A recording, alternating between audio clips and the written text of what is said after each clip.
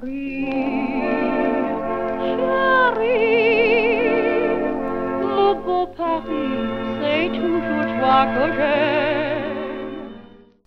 Hello and welcome to Paris Set Me Free mini video critiques, and today I'm looking at some photographs sent to me by Jessica, who came on a tour with me and William a couple of weeks ago in Paris, of course.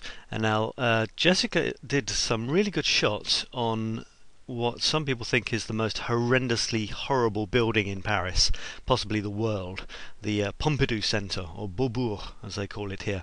Here you can see one of them, and that's what it is. It's got all of its insides on the outside, different coloured pipes for different services like electricity, water, air vents and so on. So pretty amazing, and that was the first thing we looked at.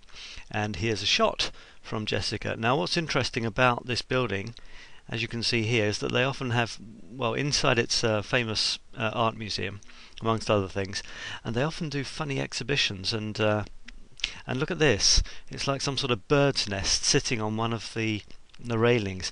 If you go back to the original one, I like the angle that you've used here, Jessica.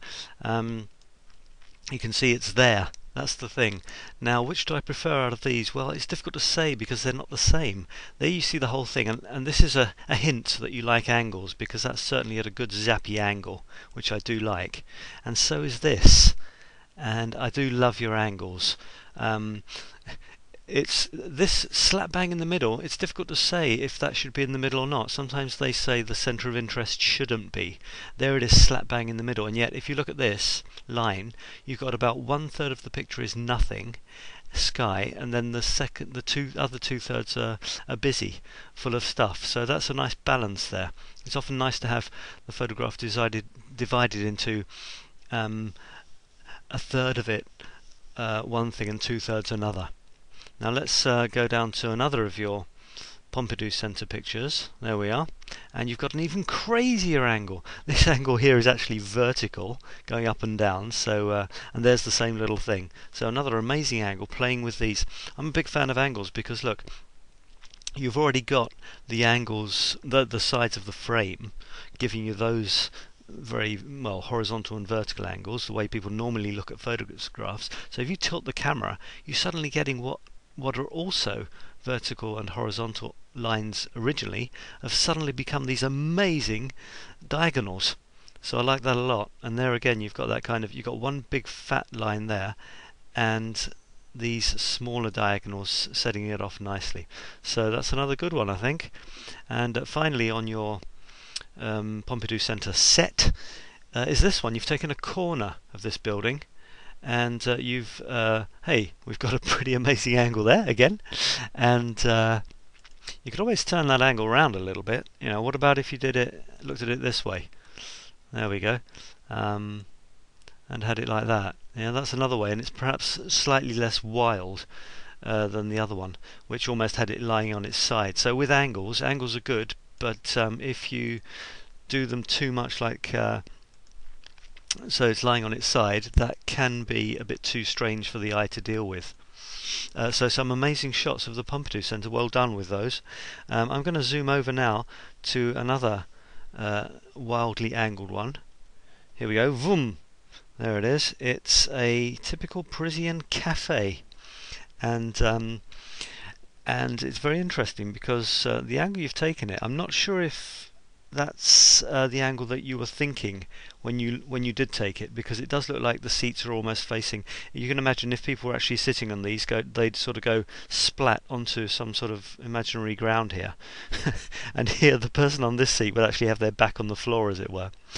Maybe when you took it, you tilted the camera so that the shot you were actually thinking of was a bit more like this. Let's have a look. Let's do that, and let's just make it a size that we can see it. There you go. And there it looks a bit more. It's a great angle, but possibly a bit less weird, in that the seats seem to be more or less the right way. What's great here as well is you've come in so close to this, probably on a nice wide angle lens, that this has become really big. And you've got an echo of this going into the distance. Look, massive big one, nicely surrounded by those red seats on all sides. Then there's another smaller one, and there's another smaller one, and then right at the end there's another smaller one. So you've got a fantastic eye, I would say already, for a good shot. And yeah, I'm sure this is the way you took it. I can remember where you were standing, and you tilted the camera, turned it through 90 degrees. And I think that's really good. Right, now let's go on to another couple of shots where, believe it or not, you're still on your zappy angles. There we are. I can fit them both into the same frame. There it is. Now this is some pretty good architecture work. What do you do when you've got a building which is interesting in itself? If you take it straight on, you don't add anything of yourself, then you've taken a record of somebody else's architecture, which is okay. But it would be really nice as a photographer if you could add something to it. And that's what you've done. You've thrown in these angles, you've played with these lines. Look at this one, for example. There's a line going like that. There's another one at a far greater angle. That must almost 45 degrees, isn't it? Which actually, you remember what I said about this bit of sky. Hang on, let me just go back to that bit of sky there. See, that bit of sky is about a third of that corner there with nothing in it. Well, look, if you look at this shot here, you've done the same thing here. You see, that's exactly the same as the sky. 1/3 of the picture is this grey pavement, the other 2/3 of the building, and you've got these lines, 1, boom, 2, boom, which beautifully split the picture into 3. And I think that's really nice. What doing a crazy angle can do is almost stop the thing being what it is, like a building, and turn it into just some abstract shapes. You've got to watch out, though, that it doesn't just look like a building on its side.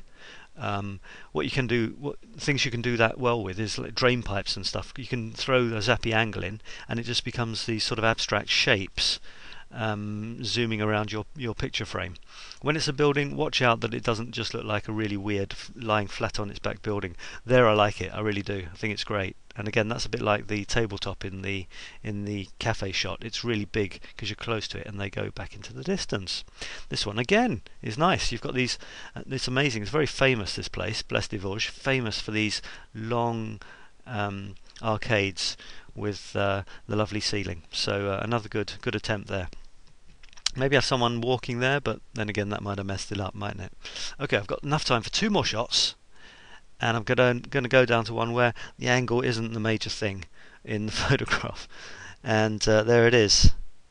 It's this shot of a series of pictures. I can't remember if this was, I don't know, in some clothes store window, so it was an advert, or if it was a piece of art, and it was in an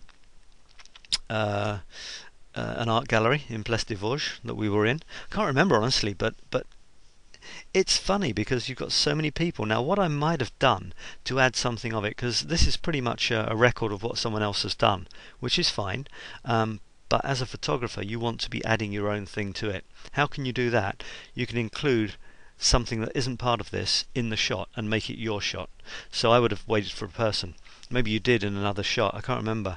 So if you could have got a person walking past around here somewhere, possibly in a position which echoes them, like you see this one here maybe, if you'd have got someone walking past with their legs like that and maybe a dress and, you know, maybe a coloured skin or something, I don't know, I'm just trying to make it up as I go along, that would have added even more to what's a really interesting shot. Now the last one I'm going to look at, I've got about 30 seconds for it, is this. And here you are, Jessica. I hope you don't mind me including this. This is fantastic. You've walked past this shop window, and in the shop window, I'm giving away the secret. I'd like people to look at this and guess how it was done. In the shop window is a mirror.